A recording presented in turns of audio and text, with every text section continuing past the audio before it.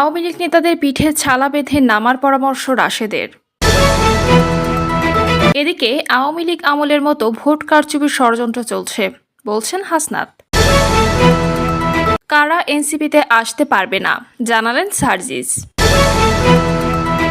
এবং সর্বশেষ জানাবো 2 বিভাগে বজ্রসহ বৃষ্টির আভাস। শুনছিলেন সংবাদ শিরোনাম, এবারে বিস্তারিত। আওয়ামী লীগ নেতাদের পিঠে ছালা বেঁধে নামার পরামর্শ রাশেদের। গণ অধিকার পরিষদের সাধারণ সম্পাদক মোহাম্মদ রাশেদ খান আওয়ামী লীগ নেতাদের পরামর্শ দিয়েছেন, নির্বাচন করতে চাইলে তাদের পিঠে ছালা বেঁধে নামার পরামর্শ দিয়েছেন। সরকার ও নির্বাচন কমিশন বলছে আওয়ামী লীগ নির্বাচনে অংশগ্রহণ করতে পারবে না, কিন্তু আওয়ামী লীগের পদে থাকা নেতারা ইতোমধ্যে স্বতন্ত্রভাবে নির্বাচন করার জন্য অর্থকড়ি খরচ করছে। এরা কিছুদিন আগে রিফাইন্ড আওয়ামী লীগ গঠনের প্রক্রিয়া নিয়ে এগুচ্ছিল।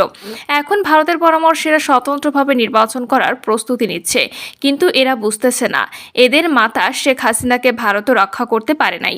সুতরাং নির্বাচন করতে চাইলে পিঠের ছালা বেঁধে মাঠে নামুন। জনগণ ভারতের দালাল, ফ্যাসিবাদের দোসরদের প্রতিহত করতে প্রস্তুত আছে। আওয়ামী দোসর ভারতের দালালদের কেউ যদি টাকা পয়সা খেয়ে সমর্থন দেন ও পৃষ্ঠপোষকতা করেন, জনগণ কিন্তু তাদেরও পচা ডিম মারবে। সুতরাং সাবধান ও সতর্ক হন। আবু সাইদের রক্তের শপথ, কোনো ভারতীয় দালাল ও আওয়ামী দোসরদের ডামি মামি স্বতন্ত্রভাবে নির্বাচন করতে দেওয়া হবে না। এজন্য যদি লড়াই করা লাগে শক্তভাবেই লড়াই করা হবে। মাঠে নেমে পরিবেশ ঘোলাটে ও দেশকে অস্থিতিশীল করার চেষ্টা করলে শক্তভাবে প্রতিহত করা হবে। আওয়ামী লীগ আমলের মতো ভোট কারচুপির ষড়যন্ত্র চলছে বলছেন হাসনাত। জাতীয় নাগরিক পার্টির মুখ্য সংগঠক হাসনাত আবদুল্লাহের অভিযোগ, আসন্ন সংসদ নির্বাচনেও আওয়ামী লীগ আমলের মতো কারচুপির ষড়যন্ত্র চলছে। হাসনাত বলেন, একটা ইলেকশন ইঞ্জিনিয়ারিংয়ের দিকে আবার আমরা যাচ্ছি।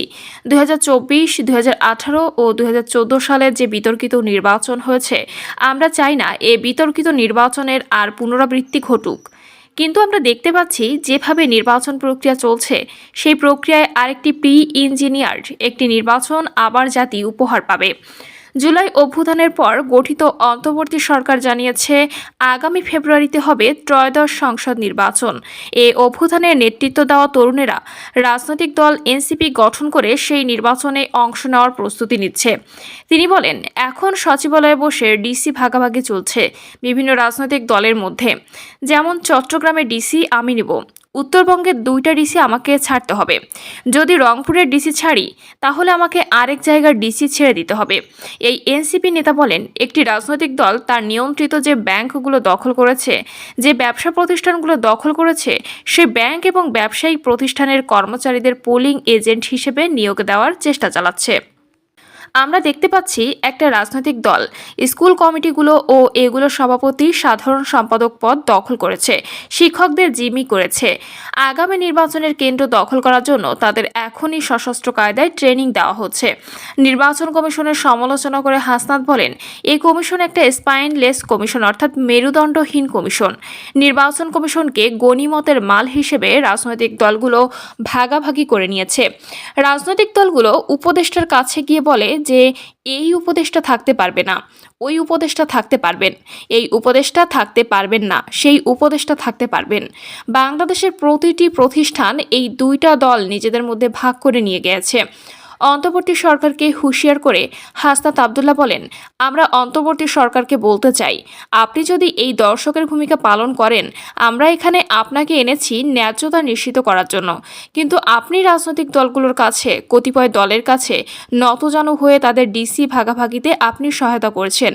একটা নিরপেক্ষ ও গ্রহণযোগ্য নির্বাচন জাতিকে উপহার দেওয়ার জন্য আমরা সহায়তা করতে প্রস্তুত, কিন্তু সেখানে রাজনৈতিক দলগুলোর ক্ষমতা ভাগাভাগি, প্রশাসন ভাগাভাগি বন্ধ করতে হবে। এনসিপির এ সভায় দলের সদস্য সচিব আক্তার হোসেন, মুখ্য সমন্বয়ক নাসরুদ্দিন পাটোয়ারি, মুখ্য সংগঠক সার্জিস আলম, জ্যেষ্ঠ যুগ্ম মুখ্য সমন্বয়ক আব্দুল হান্নান মাসুদ সহ জ্যেষ্ঠ নেতারা বক্তব্য দেন। কারা এনসিপিতে আসতে পারবে না জানালেন সার্জিস।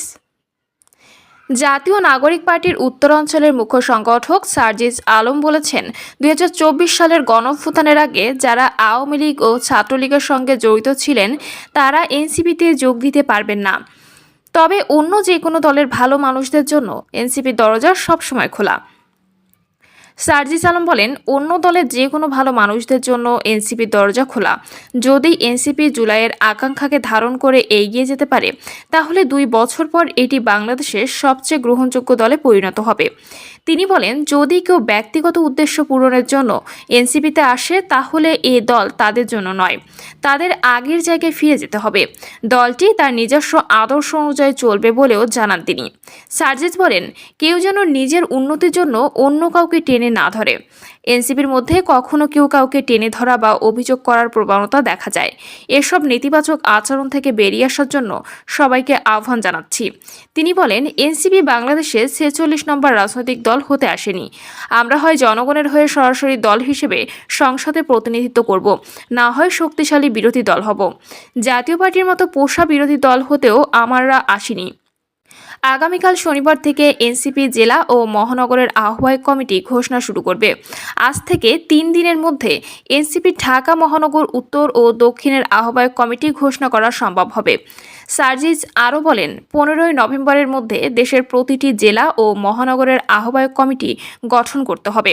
30শে ডিসেম্বরের মধ্যে দেশের প্রতিটি ওয়ার্ড, জেলা, উপজেলা, ইউনিয়ন ওয়ার্ড সহ মহানগর, থানা ও ওয়ার্ডে এনসিপির আহ্বায়ক কমিটি থাকতে হবে। যদি আমরা এটি সম্পন্ন করতে পারি, তাহলে আগামী সংসদ নির্বাচনে এনসিপি দেশের শক্তিশালী 2টি রাজনৈতিক দলের মধ্যে একটি হিসেবে অংশগ্রহণ করবে বলেও দাবি করেন তিনি। 2 বিভাগে বজ্রসহ বৃষ্টির আভাস। আবহাওয়া অফিস জানিয়েছে, চট্টগ্রাম ও সিলেট বিভাগের 2-1 জায়গায় বৃষ্টি অথবা বজ্রসহ বৃষ্টি হতে পারে।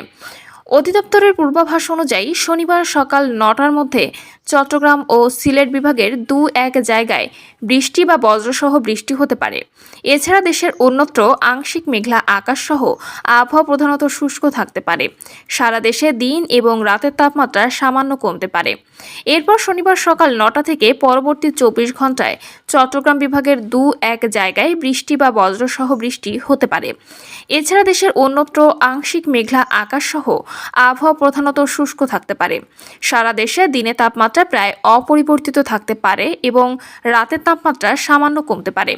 সকাল 9টা থেকে পরবর্তী 24 ঘন্টায় আংশিক মেঘলা আকাশ সহ সারা দেশের আবহাওয়া প্রধানত শুষ্ক থাকতে পারে। সারা দেশে দিন এবং রাতের তাপমাত্রা প্রায় অপরিবর্তিত থাকতে পারে। প্রিয় দর্শক, এই ছিল এখনকার সর্বশেষ সংবাদ। আপডেট সব সংবাদ পেতে চ্যানেলটি সাবস্ক্রাইব করে বেল আইকনটি ক্লিক করে রাখুন।